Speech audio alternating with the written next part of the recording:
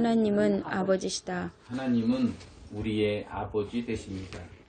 마태복음 6장 9절에 예수께서 우리에게 기도를 가르치시면서 이렇게 기도하라 이렇게 가르치셨죠. 그러면서 이제 예수께서 하신 첫 번째 말씀이 무엇이냐? 하늘에 계신 우리 아버지여 이렇게 말씀하십니다. 하나님은 우리 모두의 아버지입니다. 믿는 성도들의 아버지가 되십니다. 우리가 교회에 오면요, 하나님을 아버지라 부릅니다. 내가 정말 싫어하는 사람이 교회를 와도요, 혹시 전도돼서 왔습니다. 이런 경우도 있어요. 내가 옛날 학교 다닐 때 정말 싸우고 다투고 싫어했던 사람이 우리 교회 왔다. 그도 하나님을 아버지라 부를 수 있습니다. 나도 하나님을 아버지로 부릅니다. 근데 나는 제가 싫거든. 왜 우리가요, 하나님을 아버지라고 하는 것을 교리적으로만 생각하고 정말 신학적으로만 하고 이런 식으로 이성적으로만 그 말씀을 배워서는 안 됩니다. 하나님 아버지라고 하는 그 말씀에 대해서 우린 정말 진심으로 예수의 말씀을 받아들여야 되는 겁니다. 그가 우리의 아버지 되시기 때문에요, 나하고 사적인 원한이 있는 사람이 교회에 와도 설령 우리 교회가 아닐지라도 그가 진짜 회개를 하고서 예수를 믿는다면 그를 형제로 받아들이는 겁니다. 내 이성적으로는 그게 불가능할 수 있죠. 그러나 우리 이게 현실입니다. 나는 싫지만 하나님은 아들로 인정하신다 이거예요. 그러니까요, 돌아온 탕자 비유를 잠깐 말씀드리면, 작은 아들이 아버지의 재산을 가지고 나갔다가 다시 들어옵니다. 근데 형은 그것을 들어왔을 때 다시 동생이 돌아왔을 때 아버지가 어떻습니까? 정말 가락지를 빼주고 정말 좋은 옷을 입히고 그의 종들을 다 불러서 잔치를 배설하라 그렇게 말씀하죠. 옆에서 아버지 곁에서 추월하고 아버지만 섬겼던 그 형은 그게 못마땅하죠. 그게 우리의 현실입니다. 우리의 현실이라 해요. 왜 우리는 하나님을 아버지라고 하면서 우리의 형제들에 대해서 또 믿는 성도들에 대해서 그렇게 사랑하지 못하는가? 그러니까 오늘 본문에서 예수께서 말씀하시는 사랑하라는 겁니다. 요한복음에 예수께서 마지막으로 제자들에게 분부하시는 말씀 뭐예요? 너희가 서로 사랑하라. 내가 너희를 서로 사랑한 것이 너희도 나를 사랑하라. 이렇게 말씀하시죠. 그러니까 예수는 자기를 어떻습니까? 창으로 옆구리를 찌른 자들도 예수께서 그를 측은히 보시고 주여 아버지여 저들의 죄를 용서해 주옵소서 이렇게 기도하죠. 왜? 저들 다 아버지의 것이야. 우리는요, 신앙생활 하는 것에 대해서 정말 이게 옳다라고 예수께서 말씀하셨으면 그게 옳은 것이 그게 진리입니다.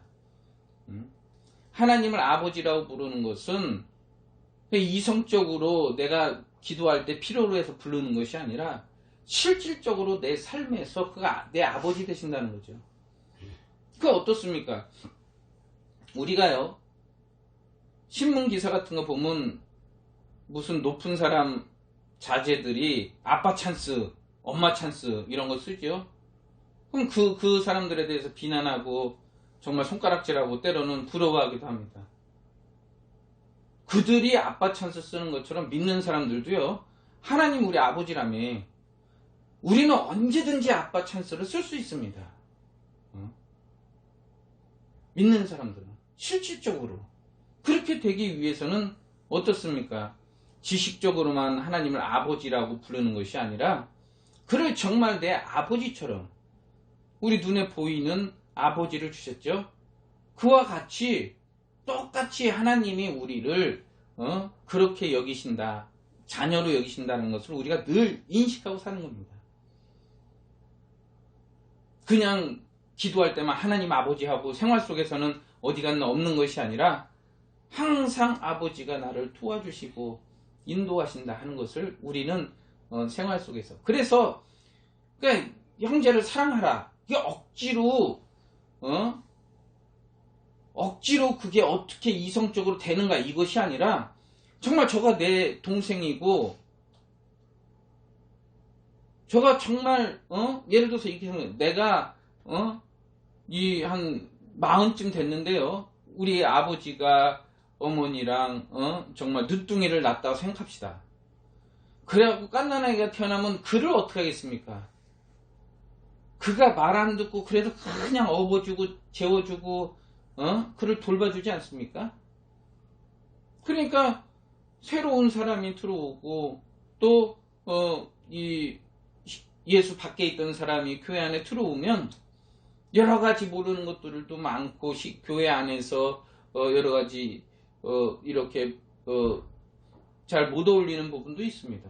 그거를 내가 큰 누나로서 형으로서 아버지의 사람으로서 그를 올바로 인도해 주는 거죠. 우리 교회뿐만 아니라 또 다른 교회도 마찬가지고 세상에 있는 사람들도 다 주의 것입니다. 그러니까 저도 내 동생이라고 생각한다면 우리가 세상에서요 직장 생활할 때 어떻게 왕따를 시킬 수 있습니까? 어떻게 그를 인격적으로 모욕하는 말을 할 수 있을까? 정말 그가 내 친동생이라고 생각한다면. 그러니까 기독교인들이요 단 한 명이라도 직장에서 저를 내 동생이다 비록 안 믿지만 왜 안 믿어요? 잃어버렸으니까. 동생이 나가서 여태까지 엄마가 낳았는데 중간에 잃어버렸어. 그러니까 얘는 내가 형이라는 걸 모르잖아. 그럼 아는 사람이 가서 내가 네 형이야 하고 그를 품어주고 포듬어주고. 이게 우리가 세상에서 크리스천으로서 그렇게 사는 겁니다. 너 아버지가 하늘에 계시고 하나님 아버지 너는 지금 길을 잃었어. 그러니까 너 안에 생명을 줄 수 있고 의의 길로 인도해 줄 수 있는 분이 여기 계시는데 네가 모르니까 술도 먹고 담배도 피고 방황하고 막 그러죠. 그러니까 우리가 그를 내 친동생이라면 그를 어떻게 하겠는가. 하나님이 우리 아버지 되신다라고 하는 것을 우린 정말 내가 먼저 내 아버지로 여기게 되는 겁니다. 그가 아버지가 되셔서 우리를 지키시고 항상 인도하십니다. 우리를 구원하시고 보호하신다. 이렇게 말씀하죠. 그 구약에는 선지자를 통해서 이스라엘을 그러니까 이스라엘이 먼저 하나님의 것이 됐죠. 그래서 이스라엘을 선지자로 인도하시고 구원하시고 보호하시고 또 신약에는 예수께서 모든 인류를 이스라엘뿐만 아니라 모든 인류를 그가 구원하시고 성령께서 오셔서 교회를 통해서 우리 모두를 보호하십니다. 모든 인류를 보호하십니다. 그러나 교회 바깥에 있는 사람들은 그걸 모르죠. 그러니까 그들이 정말 자기 아버지가 누군지 모르니까 우리가 그들에게 네 아버지가 계시는 거야 이렇게 하는 겁니다. 그럼 교리로 뭐 전단지 나눠주면서 아버지 이런 게 아니라 그가 내 동생이니까 내가 밥 한 끼 더 사주는 거야. 진짜 형제처럼 대해주라는 겁니다. 그가 괴롭고 힘들 때 그래서 그를 도와주는 겁니다. 그게 우리의 삶이죠. 그 구약 시대에 하나님께서 그들의 이스라엘의 아버지가 되시기 때문에 이스라엘을 하나님께서 구원하시고 그들을 인도하시고 보호하셨다 이래. 구약은 선지자가 나와서 계속 하나님 앞으로 그들을 인도하죠. 그래서 그들이 약속의 땅에 들어갔다가 약속 땅에 들어갈 때도 선지자를 통해서 그들이 또 그 약속의 땅에서 어떻습니까? 하나님의 뜻대로 살지 못할 때에도 그래서 그들이 정말 다른 나라의 여러 주변에 있는 나라의 그 침공을 받고 또 위기를 맞을 때 하나님께서 사사라고 하는 선지자들을 계속 보내셔서 그들을 구원하시고 인도하시고 또 그들이 이제 나라가 멸망이 돼서 다른 나라에 잡혀갔을 때 하나님께서 계속 선지자들을 그들에게 보내시고 그들이 하나님 앞으로 돌아올 수 있도록 그들을 계속 인도하셨습니다. 그리고 예수가 이 땅에 오셨어요. 예수께서 정말 이스라엘에게 하나님 아버지의 말씀을 전하시고 증거하셨는데 이스라엘 사람들이 예수를 버려버렸죠. 그래서 건축자의 버린 돌이 모퉁이의 머릿돌이 되었다. 이렇게 말하죠. 이스라엘에게 왔지만 그들을 인도하고 이스라엘을 정말 의의 길로 인도해 주려고 진리 가운데 인도해 주려고 왔지만 그들이 버렸어요. 버렸기 때문에 모든 사람들에게 복음이 전파되는 겁니다. 이젠 누구든지 원하는 사람은 예수를 소유할 수 있게끔 그렇게 된 겁니다. 그래서 예수께서 오셔서 진리를 증거하셨습니다. 진리를 증거하시고 하늘로 가셨어요. 그 예수께서 가시면서 그 제자들에게 말씀하신 것이 무엇이냐? 내가 너에게 또 다른 보혜사를 보낼 것이다 라고 요한복음 14장에 말씀합니다. 여기서 우리가 또 다른 보혜사가 무엇인가 하는 것에 대해서 좀 깊이 생각을 해봐야 됩니다.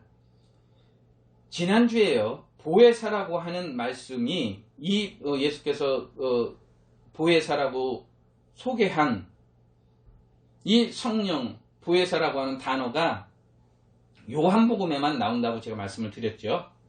다른 모든 복음에는 나오지 않습니다. 복음서에도 나오지 않습니다. 계시서에도 나오지 않습니다. 오직 요한복음에만 등장합니다.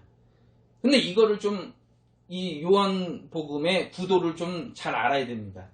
요한복음 1장부터 12장까지 하고요. 요한복음 13장부터 21장까지는 완전히 여기서부터 나뉩니다. 12장까지는 예수께서 사역을 하신 것이고 13장부터는 무엇이냐?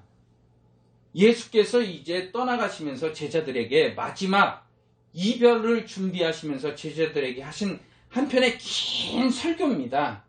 이게 말하자면 13장, 14장 끊어 읽는 것이 아니고요. 13장부터 17장 끝장까지 한 번에 읽어야지 이게 어떤 스토리로 이어지는가를 알 수 있는 겁니다. 적어도 18장까지는 말이에요. 한 장 한 장 읽으면 이게 무슨 말인지 모릅니다. 그래서 13장부터 예수께서 세족식 하는 장면이 나오죠. 세족식을 하시고 17장까지 제자들에게 말씀하시고 기도하시고 18장에 겟세마네 동산으로 가셔서 겟세마네에서 예수께서 밤에 기도하시고 그 다음에 예수께서 잡혀서 가신다 이거야. 그래서 13장부터 18장까지는요 하나의 이야기입니다. 이게 모든 성경을 이해하는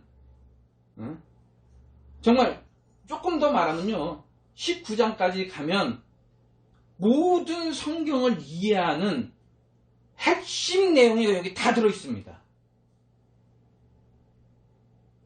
어떤 사람들은요 요한복음 하면 많은 신학자들이 막 찬사를 보냅니다. 영적인 책이요 최고의 이 영감 있는 책이요 막 이런 얘기들 합니다. 그리고 요한복음이 얼마나 신비로운 글인지 사람들이 정말 요한복음을 읽고 또 읽지만 요한이 말하려고 한 그 진리가 무엇인가에 대해서 예수께서 하신 말씀에 대해서 이해하는 사람들이 없어요. 참 안타깝죠. 왜 없느냐? 성령께서 깨닫게 하신다고 그랬는데 큰 신학자들 얘기만 듣고 목사 얘기만 듣고 책만 읽고 예수의 말씀은 안 읽어. 오늘날 큰 교회 목사님일수록 책을 많이 써내죠. 그들의 책은 정말 많이 읽습니다. 돈 주고 막 사갖고 몇만 원짜리도 읽어. 그럼 예수의 말씀을 읽는가? 성경도 안 읽죠. 그래서 제가 예수 어록이라고 하는 그 말씀을 정말 인터넷에 올리기 시작하는 겁니다. 성경을 가르치는 것이 아니라 예수의 말씀. 이 예수의 말씀을 듣는 자들도 없고 읽으려 하는 자들도 없다 이거야. 그러니까 요한복음이 이해가 안 되죠. 그러니까 요한복음을 읽으면요, 동문서답하는 것 같습니다. 특히 요한복음 4장 같은 경우에는 갑자기 여인과 말씀하다가 예수께서 추수할 것이 많도다 막 이런 말씀을 하시고 막 그러죠. 무슨 얘기를 하는지 도무지 이해가 안 간다 이거야. 우물가에 가서 물 한 잔 다오. 이 여자가 이걸 달라고 했더니 또 남편이 있느냐. 뭐 이상한 말씀을 하죠. 서로 안 맞는 이야기가 한다. 그래 왜 그럴까? 요한복음에서 말하고자 하는 것을 깨닫지를 못하거든요. 예수께서 이 세상에 오셔서 그가 하신 18장에 보면요. 36장, 37장에 읽어보세요. 예수께서 재판을 받으러 갔습니다. 그러니까 빌라도가 예수께 묻죠. 네가 무슨 죄를 지었길래 니네 나라 사람들이 너를 나에게 데리고 왔느냐. 네가 왕이냐 묻거든요. 예수께서 난 왕이다. 그러나 내 나라는 이 땅에 속한 나라가 아니다. 만약에 내 나라가 이 땅에 속했다면 나에게 속한 이 군대들이 저들을 전멸시켰을 것이다. 내 나라는 이 나라에 속한 것이 아니다. 그리고 예수께서 뭐라고 말씀해요? 나는 진리에 대하여 증거하러 왔다. 이렇게 말씀하십니다. 그리고 진리에 속한 자는 내 음성을 듣는다. 이렇게 말씀합니다. 예수의 나라. 그러니까 요한복음의 핵심은요. 진리입니다. 예수는 진리를 증거하신 분이라는 거예요. 왜 제가 이 말씀 드리는 여러분 잘 아셔야 돼요. 오직 요한복음에서만 진리를 다룹니다. 우리가 진리가 무엇인가 정말 철학으로 고민하는 사람들도 있거든요. 진리가 무엇인가? 진짜 참이 무엇이냐 이거야. 옳은 게 무엇이냐 이거야. 예수는 자신을 진리라고 하고 아버지의 말씀이 진리라고 말씀하셨어요. 그리고 아버지의 말씀이 진리다. 내가 진리다. 이렇게 말씀하죠. 그리고 내 나라는 이 땅에 속한 것이 아니고 하늘에 속한 것인데 내가 이 나라를 위해서 왔다. 그리고 내가 이것을 증거한다. 뭐냐? 진리. 그의 나라는 진리에 대해서 증거하는 거예요. 예수께서 요한복음에 하신 모든 말씀은 다 진리입니다. 그런데 1장에 뭐라고 했어요? 예수가 자기 땅에 왔는데 자기 백성이 영접지 않죠. 왜? 어두움에 있기 때문에 빛을 싫어해. 자기들의 부끄러움이 드러날까봐 예수를 죽이고자 한다는 겁니다. 진리를 감추려고 하죠. 이게 세상입니다. 그러니까 세상의 눈과 세상에서 배운 지식과 세상의 것으로 성경을 보면 보이지가 않죠. 성경을 보기 위해서는 진리를 알아야, 진리가 내 속에 있느냐, 진리에 대해서 있는 자만이 성경에 보이는 겁니다. 예수께서 그래서 13장부터 예수께서 제자들에게 이제 이별을 준비합니다. 이별을 준비하시면서요, 예수께서 발을 닦아주시죠. 13장에 세죽식을 하십니다. 그리고 14장에 너희는 마음에 근심하지 말라. 내가 갈 건데 이제 근심하지 마. 제자들이 얼마나 두려워했습니까? 예수께서 죽으시고 난 이후에 정말 유태인들이 찾아올까봐 그들이 문 걸어 잠갔다고 그러지 않습니까? 걸어 잠궈서 못 들어가니까 예수께서 거기에 오니까 제자들이 놀라지 않습니까? 예수께서 가신다고 하니 제자들이 얼마나 두려움에 있습니까? 걱정이 많습니까? 그리고 예수께서도 저들을 세상에 저대로 두고 가려고 하니 얼마나 그의 마음이 정말 안타깝겠습니까? 그래서 예수께서 제자들을 불러놓고 내가 갈 거야. 가는데 그냥 가는 것이 아니고 또 다른 보혜사를 너희에게 보낼 것이다. 이렇게 말씀합니다. 보혜사라고 하는 말씀이 요한복음에만 있는데요. 예수께서 제자들에게 이 보혜사를 설명하시는 첫 번째 말씀이 뭐냐면 또 다른 보혜사. 그러니까 예를 들어서 다른 보혜사가 있는데 이렇게 쭉 말씀하시다가 또 다른 보혜사 그러면 이 원래 보혜사 말고 또 다른 보혜사인가 보다 이렇게 이해할 수 있어요. 근데 예수께서 말씀하시는 것은 전까지는 보혜사라고 하는 말이 전혀 없습니다. 그리고 처음에 16절에 내가 또 다른 보혜사를 너희에게 보낼 것이다. 이렇게 말씀합니다. 그러면 또 다른 보혜사가 우리에게 오실 성령이라는 거죠. 그러면 원래 보혜사는 무엇이냐? 원래 보혜사는 누구였는가? 원래 보혜사는 예수 자신입니다. 예수가 보혜사라 해요. 그래서 지난주에 원래는 이 설교를 먼저 하는 겁니다. 성경에 요한복음 14장부터 있기 때문에요. 또 다른 보혜사라고 하는 설교를 먼저 하는 게 맞습니다. 근데 제가 지난주에 예수께서 보혜사다라고 그 보혜사 성령이라고 하는 그 설교를 먼저 했죠. 그리고 그 내용이 뭐였어요? 보혜사는 가르치는 것도 있지만 가장 핵심이 뭐라고 했어요? 증거다. 이 말을 했죠. 예수께서 또 다른 보혜사를 너에게 보내신다. 무슨 말이냐? 그러니까 오늘날 또 다른 보혜사가 이 사람이 보혜사다. 저 사람이 보혜사다.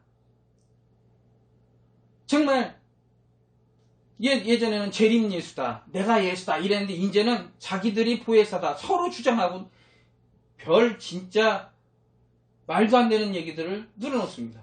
그 사람들은 또 그것을 성경으로 얘기하니까 성경 공부해가지고 1 더하기 1은 2요, 2 더하기 2는 4요 이렇게 해서 쭉 해갖고 얘가 보혜사 이렇게 얘기하거든. 그러니까 성경에 안 보이는 겁니다. 왜? 그들은 그 거짓 보혜사를 증거하기 위해서 성경을 갖다 맞히거든. 그래서 예수께서 이 말씀 하시는 거예요. 내 음성을 들어라. 내 음성. 내가 말한 그 음성에 귀를 기울여라. 예수께서 말씀하시는 겁니다. 예수의 음성에 귀를 기울이면 정말 어떤 것이 거짓이고 어떤 것이 진리인지 확연하게 드러납니다. 그러니까 성경에 보이죠. 예수께서 또 다른 보혜사 이렇게 말씀하시거든요. 그러면 원래 보혜사는 누구냐? 원래 보혜사가 예수입니다. 그러니까 예수는 이 땅에 오실 때 그가 진리에 대하여 증거한 겁니다. 보혜사라고 하는 게 증거다. 이렇게 제가 말씀드렸죠. 예수는 진리에 대해서 증거하신 분입니다. 다시 말하면 아버지의 말씀을 증거한 겁니다. 뭐라고 그래요? 아버지의 말씀은 진리니이다. 예수께서 이렇게 말씀하시죠. 그리고 뭐예요? 내가 진리다. 이렇게 말하죠. 왜? 그 말씀을 가지고 있으니까. 그게 진리인 거야. 그게 진리. 왜 예수께서 이 말씀을 하시는가? 왜 예수께서 이 말씀을 하시는가? 우리는 이것을 알아야 됩니다. 이것을 알아야 됩니다. 구약에요. 창세기를 보면요. 하나님께서 아담에게 선악과를 금했죠. 자, 보세요. 선악과를 금했는데 생명나무 실과를 금한 것이 아니라 선과 악을 아는 나무를 금했어요. 왜 생명나무 실과는 금하지 않았을까? 이거 다음에 또 말씀드립니다. 선악과를 금했는데 마귀가 와서 하와한테 뭐라고 말합니까? 왜 아담에게 유혹하지 않고 하와에게 유혹했는가? 왜 하나님은 하와에게 직접 선악과를 먹지 말라고 말씀 안 하시고 아담에게 하셨는가? 이게 다 이유가 있고 원리가 있습니다. 이거 계속 말씀드릴 겁니다. 근데 마귀가 와서 뭐라고 합니까? 너희가 하나님같이 될까봐 하나님께서 그것을 금하셨다. 이렇게 말하죠. 먹어도 죽지 않는다. 하나님은 죽는다 말씀하셨죠. 근데 마귀는 죽지 않는다. 인간이 들은 에덴에서 들은 그 메시지가 두 가지가 있다는 거야. 하나는 진리의 말씀, 하나는 거짓의 말씀입니다. 오늘날 똑같습니다. 교회 안에서 진리의 말씀이 있고 거짓의 말씀이 있습니다. 예수께서 가시고 보혜사를 보내셨어요. 보혜사께서 예수의 말씀을 가르치신다. 가르치는 거에만 말하지 그 앞에 예수의 말씀을 가르치신다. 예수의 말씀이 생각나게 하신다. 이 말씀 쏙 빼지.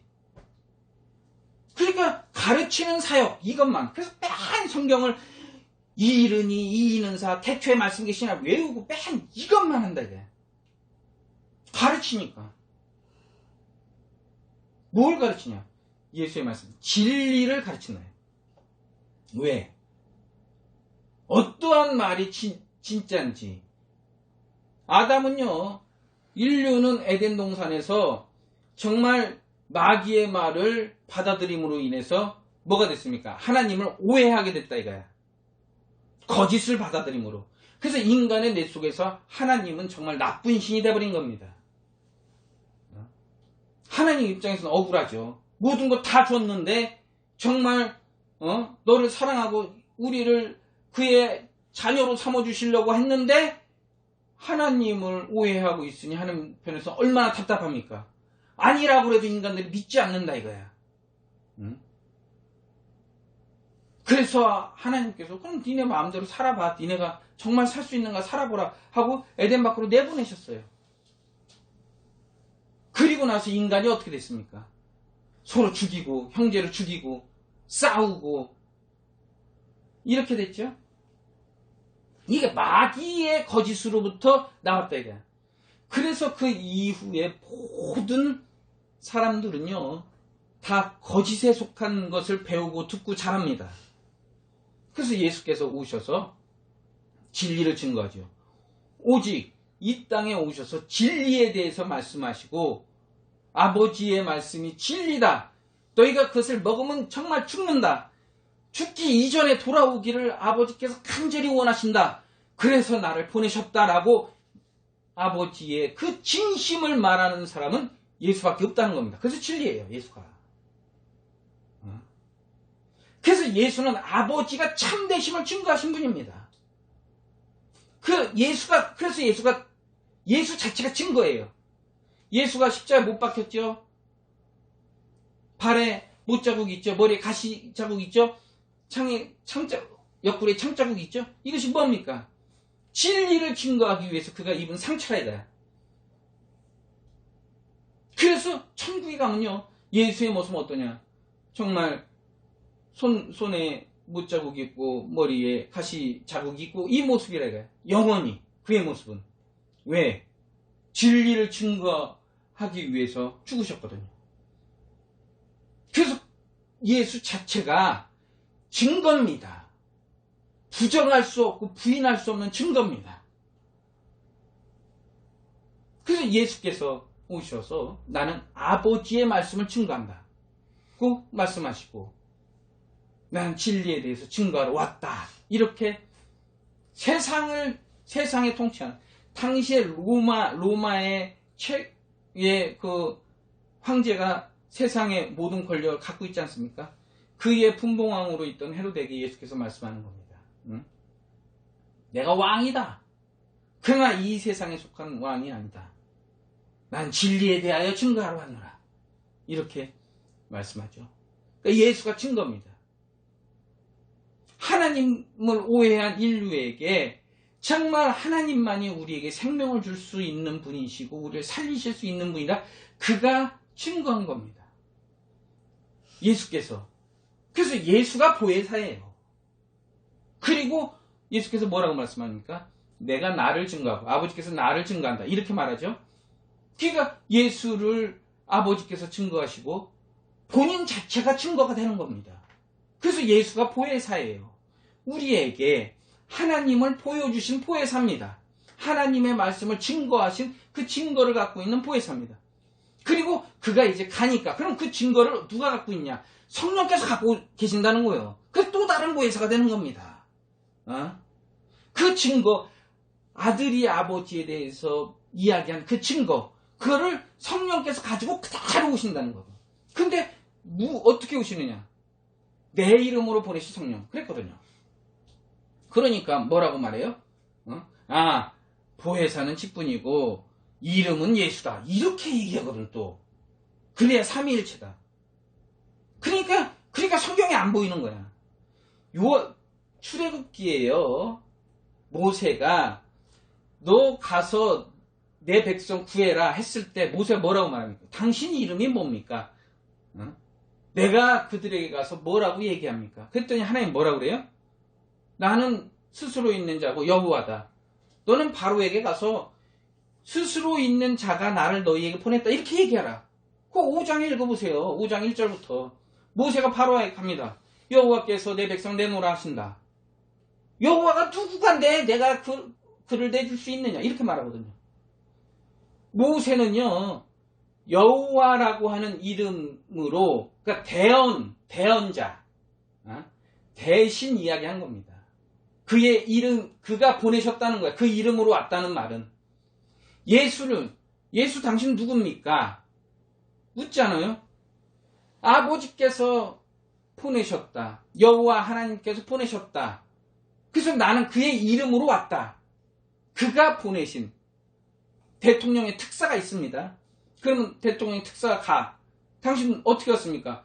나는 대한민국의 어떤 대통령의 특사입니다. 그 대통령의 이름으로 왔다는 거예요. 내가. 내 이름이 아무개가 아니고, 예를 들어 죄송합니다. 현재 우리나라 문재인 대통령이 있어요. 내가 문재인이다가 아니고, 문재인으로 왔다가 아니고, 문재인 대통령께서 나를 보냈다.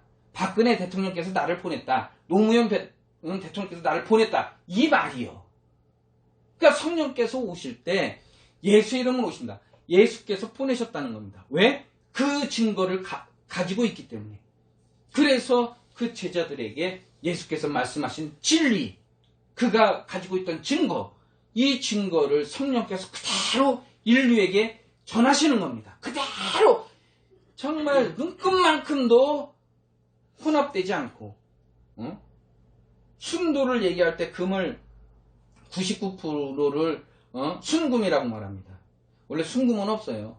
100%는 없습니다. 세상에 99%입니다. 그러나 성령께서 가져오신 건 100%라 이거야. 정말 눈끝만큼도 어떤 혼합물도 섞이지 않은 예수의 순수한 진리를 우리에게 갖고 오신다 이거야. 그래서 그가 보혜사입니다. 그러니까 원래 보혜사는 누구냐? 예수께서 보혜사, 자신이 보혜사입니다. 그래서 아버지의 말씀을 그대로 우리에게 갖고 오셨고, 순도 100%의 진리를 우리에게 주셨고, 예수께서 가시니까 그 다음에 성령이 그 예수께서 하신 모든 것. 그러니까 결국은 뭐냐? 성령께서 하신 모든 것은 아버지께로부터 나온 거라 이거야. 왜? 예수께서 아버지가 모든 것을 가졌으니까. 이것을 성령께서 다시 예수의 것을 모든 것을 가지고 우리에게 오시니까. 똑같이 그래서 예수께서 뭐라 해요? 진리의 영이다. 이렇게 말합니다. 그러니까 성령은 영이지 사람이 아니에요. 오늘날 지가 성령이다 얘기하는 정말 이런 교회 다니는 사람들 성경을 한 번만이라도 읽어보면 진리의 영이다라고 분명히 예수께서 말씀하셨는데, 그러니까 그들이 안타깝죠. 지식으로 성경을 배우니까 1 더하기 1은 2 이거 헷갈려 버린다 이거야. 그래서 예수께서 뭐라고 합니까? 내 음성을 들어라. 내 음성을 들어라. 그가 하늘로 가시고 성령이 오시죠. 성령이 오셔서 저 교회를 저 성도로 세상으로부터 보호합니다. 그 성령께서 감독자를 세우시죠. 뭐야? 목사를 세웠어. 그 목사들이 오늘날 목사들이요. 목사는 뭐냐? 주님의 양입니다.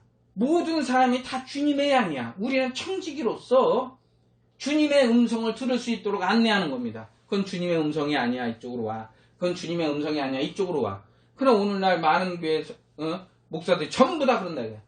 이건 내 양이다. 내 양. 나의 하나님이 나에게 주셨다. 오직 그 성경이 어디 나왔어? 모두 이 세상 온 사람 다 주님의 양이고 우리는 주님의 음성을 듣게끔 인도해 주는 것입니다. 목사는. 그래서 청지기가 맞지요. 그러나 교리상으로는 안 그러지. 나에게 주셨다. 이렇게 말하죠. 그러니까 다 분열이 있는 겁니다. 교회가. 교회가 다 분열이 있는 거야. 교회는 오직 목사는 그래서 성령을 받은 목사인지 진리를 말하는 목사인지 어떻게 하느냐. 저가 예수의 음성을 들려주는가. 어떤 신학자의 말을 하는가.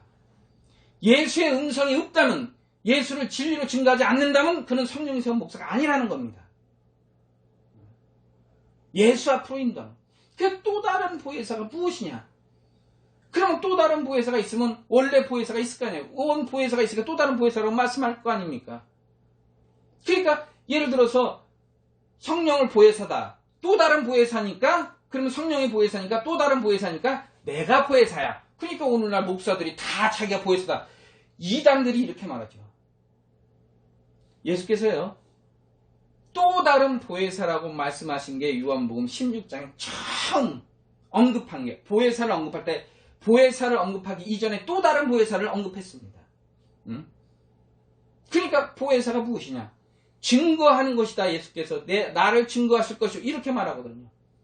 이 증거라고 하는 것에 방점을 찍지 않고 엉뚱한 데 가버리면 나중에 사람을 보혜사로 섬기게 되는 이상한 교회로 전락해버리는 본인도 죽어버린다 이거야. 그래서 우리는 제발 누구의 어떤 이론의 교리의 어떤 유명한 목사님의 신학자의 이런 것을 떠나서요. 정말 순수하게 성경 앞에 가서 겸손하게 성령께 기도하시고 성경을 대한다면 성령께 다 깨닫게 하신다 이거야. 나같이 정말 무식한 사람도 하나님께서 성경을 깨닫게 하셨는데 말이요. 왜 그렇게 훌륭한 인류대학 나오고 해외 유학까지 갔다 온 사람들이 성경을 모르는가? 그들은 세상 이론에만 빠삭하지 성경에 대해서 예수의 말씀에 대해서는 기울이지 않거든. 교리에 대해서는 귀를 기울이지만 예수의 말씀에 대해서는 귀를 기울이지 않거든. 그러니까 우리가 진리가 무엇인가? 성경은 요한복음 진리에 대해서 증거하는 겁니다. 그러니까 진리의 눈으로 보지 않으면 예수를 볼 수 없고 성령을 알 수가 없습니다. 예수께서 보혜사로서 정말 아버지의 말씀만이 참이다. 너희가 그래서 아버지께 돌아오라. 예수께서 처음으로 말씀하신 메시지가 뭡니까? 회개하라. 돌아오라는 거야. 하나님에 대한 오해를 고쳐서 다시 에덴에 있던 그때 하나님 말씀으로 돌아가라. 그러면 천국이 너희에게 임할 것이다. 천국이 가까웠으니까 너희가 돌아가라. 그 말씀을 하는 거거든요. 그 말씀이 진리고. 그래서 예수가 아버지를 증거하고 성령이 예수를 증거하고 예수가 성령을 증거하고 이렇게 해서 성경은 정말 진리에 대해서 증거하는 것입니다. 우리가 성령을 받았다면 정말 예수의 사람이라면 성령이 교회들에게 하시는 말씀을 잘 듣고 깨달아서 정말 우리가 세상에 나가서 사람들에게 보혜사가 무엇이고 또 다른 보혜사는 무엇인지 이론적으로 가르치는 것이 아니라 우리의 삶 속에서 정말 하나님의 아버지 되신다. 그래서 네가 잘못된 것을 하나님은 돌이켜서 돌아오기를 원하신다. 이게 내 증거라 이거야. 내 증거. 그럼 나에게 진리가 있는 것입니다. 이것이 중요한 것이지 보혜사가 누구고 지식적으로 아는 것이 중요한 것이 아니라 이거야.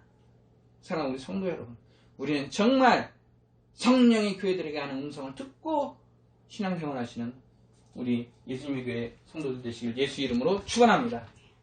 기도하겠습니다. 거룩하신 하나님 아버지, 부족한 종이 정말 이 짧은 언변으로 진리에 대해서